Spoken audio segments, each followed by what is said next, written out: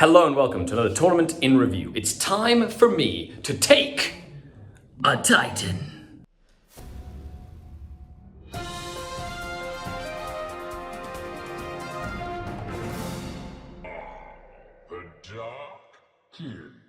Okay, so I'm going to another tournament, but it's a palette cleanser. I'm going to be taking an Aeldari army list based around a Revenant Titan. I don't get to play this very often, but I thought it'd be very, very fun to play with mainly a bunch of Drukhari, but the centerpiece is the Titan. So how does this work? I go to a tournament, I show you my list, we go through the games, and I come back and tell you what I thought about the list, how it worked, and all that good stuff. So let's dive in. So it is technically an Aeldari list. As you can see, the Titan is the main feature.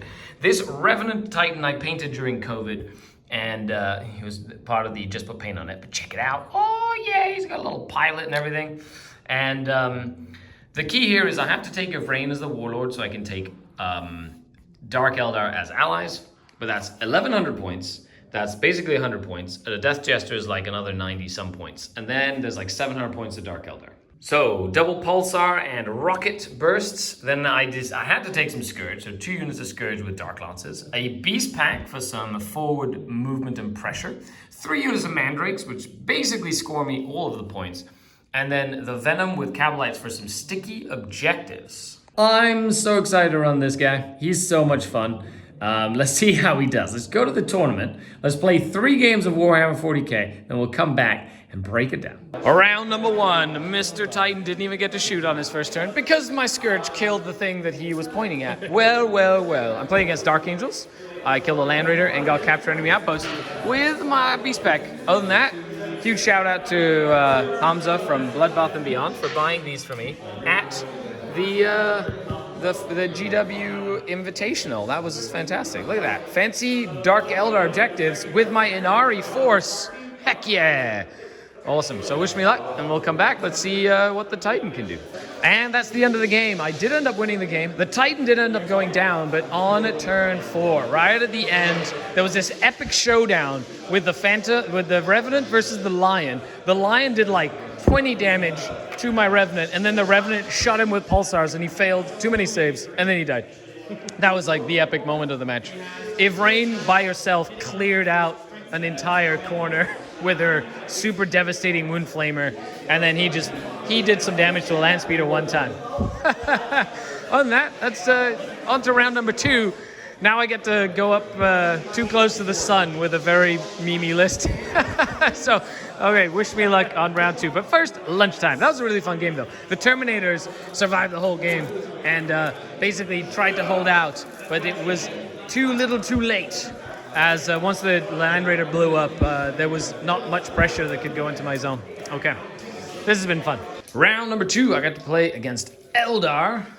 So far, we're through the game. I was able to kill the Incarn. This thing soaked up a whole turn of shooting and a charge from the Incarn and still survived. And it's really been he's predicated the whole pace of the game. It's crazy how much of an impact this unit has had in this game. It is tempting supply drop, and this is the last objective to go away, and that's his deployment zone. So I'm just trying to really hold it with that there. So it's going to be pretty interesting as we move on to the end of the game. End of the game. I did end up winning 70-something to 30-something, but the highlight of the game, which I have to share, was the Farseer, and at last, he had 1 wound left. The Farseer and the tank charged in to try kill it. And what I did was, the Farseer got a couple wounds in. I spent one of my fate dice of a 1 to fail the roll, and then hoped to roll a 6 on the explosion. And I did, and it does 2d6, mortal wounds to everything. Killed the Farseer, but he came back with his Phoenix Gem, and then almost killed the Night Spinner, leaving it with 1 wound remaining, but that was the mega explosion of old.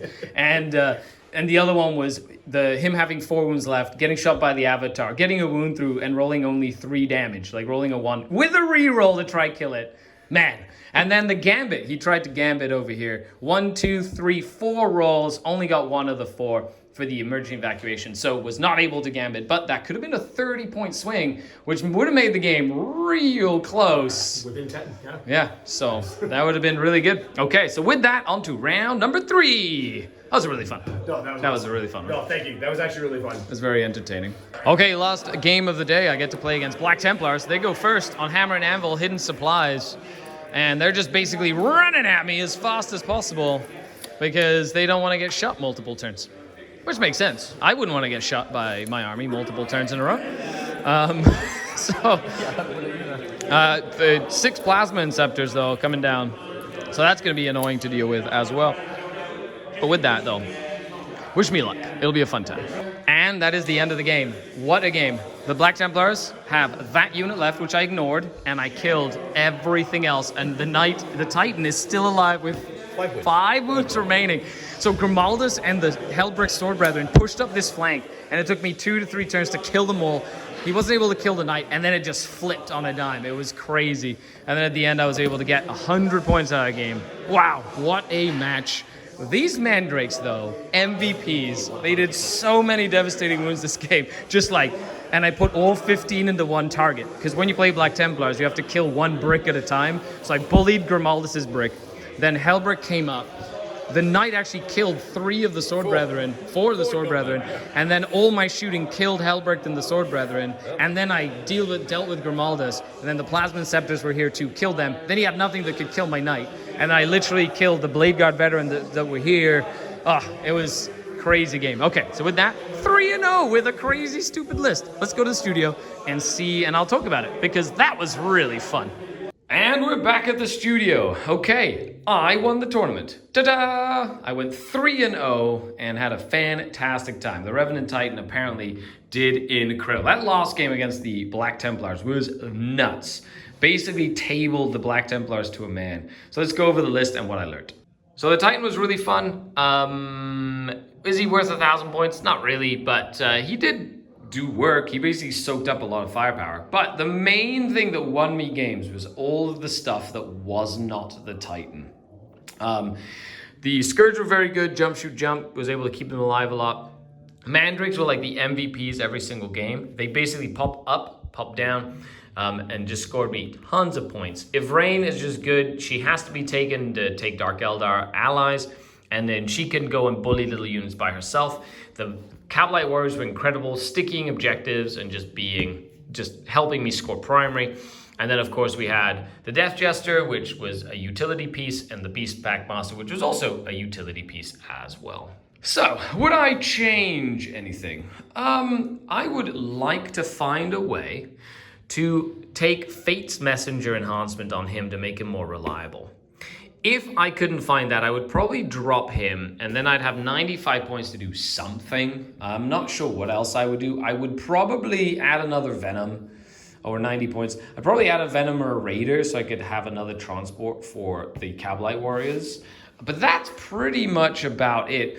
The other option is taking out the Beast Pack, which is 105 points, and then putting Fate's Messenger on him and putting in a Raider or a Venom as well for those points. But I really like having the Scout and fast moving forward pressure, especially if I go first. All in all, I'd give this list an 8 out of 10. It was super fun, very enjoyable. So let me know in the comments down below if you've ever tried a fun list like this, and if so, how would you build it? A huge shout out to all the channel Patreons. Thank you so much for hanging out. I hope you enjoyed this tournament in review and you learned a few things. Now, best way to support the channel is on Patreon. Check the link in the description and hop on. There are bonus videos that I do every single week, a Discord, and an awesome community of like-minded positive gamers, which is the awesome Denizen community. It also allows me to continue to do videos as it is sort of like my job. So if you'd like to support the channel, check it out. Other than that, that's it. Thanks all for hanging out with me today, and I'll catch you on the next video. The Dark Kitten. Bye, everybody.